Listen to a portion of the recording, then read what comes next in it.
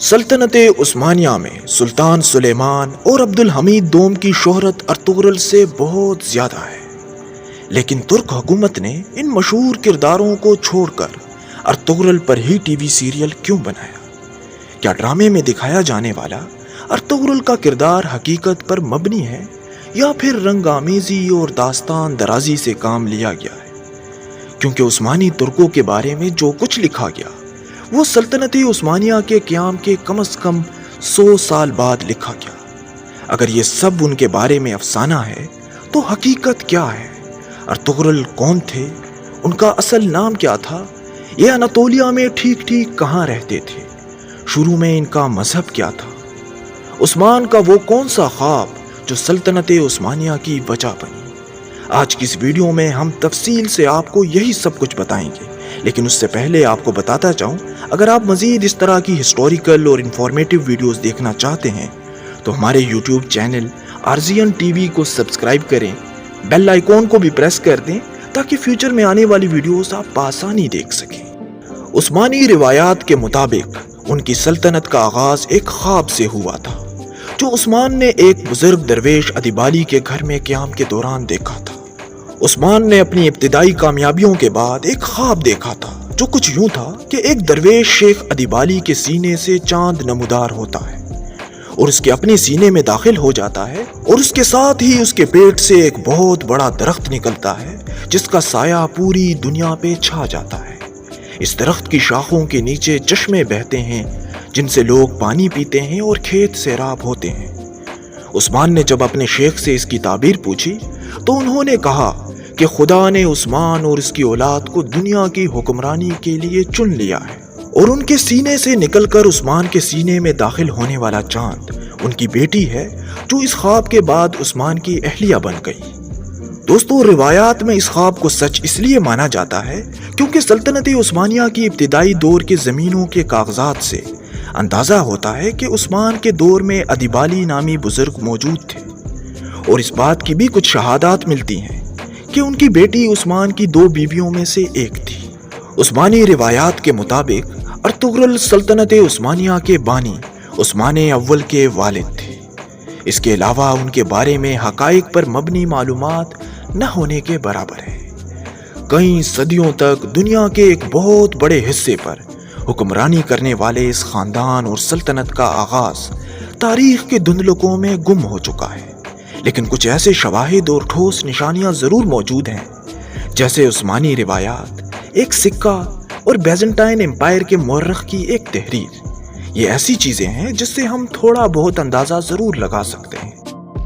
History of Ottoman empire and modern Turkey, یہ ایک بک ہے جس میں عثمانی روایات کو کچھ یوں قلم بند کیا گیا ہے کہ عثمانیوں کا جد امجد سلمان شاہ تھے جو کائی قبیلے کے سردار تھے۔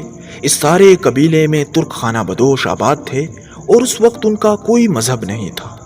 12ویں صدی کے آخر میں منگول حملوں کے پیش نظر دیگر بہت سے ترک قبائل کی طرح یہ قبیلہ غلامی اور تباہی سے بچنے کے لیے نئے علاقوں کی طرف روانہ ہوا۔ عثمانی روایات کے مطابق سلمان شاہ اپنے قبیلے کے ساتھ شام میں داخل ہوتے ہوئے دریائے فرات میں ڈوب گئے، اور اس کے بعد ان کے 2 بیٹے، جس میں ایک کا نام ارطغرل تھا جسے انگلش میں ارطغرل بھی کہا جاتا ہے، اس نے مغرب کی طرف اپنا سفر جاری رکھا اور اناطولیہ کے علاقے میں داخل ہو گیا، جہاں سلجوق حکمرانوں نے اس خانہ بدوش قبیلے کو اناطولیہ کے مغربی علاقے میں جگہ دے دی۔ یہ 13ویں صدی کا اناطولیہ تھا جہاں بہت عرصے سے کئی نسلوں اور مذاہب کے لوگ آباد تھے، جن میں یہودی، یونانی اور عرب شامل تھے۔ اس علاقے میں خانہ بدوش، نیم خانہ بدوش، لٹیرے، فوجی مہمات کے شوقین، مختلف پس منظر والے غلام، درویشوں، راہبوں، بکھری ہوئی آبادیوں کے دورے کرتے پادریوں، پناہ کی تلاش میں نکلے ہوئے کسان، سکون اور مقدس مقامات کے متلاشی بے چین روحیں، سرپرستی کی متلاشی مسلمان اساتذہ، اور خطرات سے نہ ڈرنے والے تاجروں کے گزرگاہوں کے جال بچھے ہوئے تھے۔ اس بد انتظامی والے علاقے کی خاص بات مسلمان درویشوں کی موجودگی تھی جو ہر وقت سفر میں رہتے اور اپنے پیروکاروں کے ہاتھ ٹھہرتے۔ इस इलाके के मगरिब में माजी के मुकाबले में बहुत कमजोर बेजेंटाइन एम्पायर थी और मशरिक में सल्जोक, जो अपने आप को रूमी सल्जोक कहते थे। मंगोलों के हाथों शिकस्त ने सल्जोक को कमजोर कर दिया था और वो मंगोलों को नजराने देने पर मजबूर हो गए थे। तुर्क खाना बदोश जब अनातोलिया आए तो सूफी बुजुर्ग भी उनके साथ थे। यूं वो तुर्क खाना बदोश कबीला जिसका कोई मजहब नहीं था, इन सूफी बुजुर्गों से मुतासिर होकर इस्लाम ले आया। अर्तुगरुल जो इस कबीले का सरदार था, अपने कबीले के साथ मुसलमान होकर इस इलाके में आबाद हो गया।